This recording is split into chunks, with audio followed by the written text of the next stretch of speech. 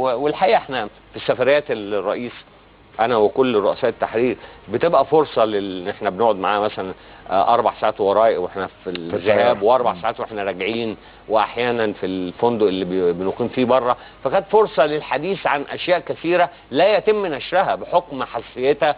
وكانت مشاعر الرئيس انه فعلا مصر في مؤامره بتحاك لمصر. وانا بتذكر زميلي اسامه سرايا الرئيس في احد المرات، كان اسامه يمكن منزل ارتفاع ارقام السائحين الى 14 مليون سائح، فالرئيس كان له تعبير الحقيقه: بلاش تبرزوا الاخبار دي، الدول بتتحسد زي الناس، انتوا اما تقولوا 14 والمهم انه في هذا اليوم قال اعرفوا يعني انه يعني مصر قربت تزيد عن حجمها اللي مرسوم لها بالنسبه للعالم الخارجي، بالنسبه للغرب، بالنسبه لامريكا، ويوم ما هنزيد عن حجمنا هنبدا نتأثر. كان هناك شعور من الرئيس ان هناك مؤامره، الفوضى الخلاقه ليست كلمات جوفاء ولكنها سياسه بيتم تنفيذها. نفس بتذكر وكنت سألت الرئيس مبارك ايه الحلم او الامنيه اللي حضرتك بتحلم بيها والى الان ما انتش قادر تنفذها؟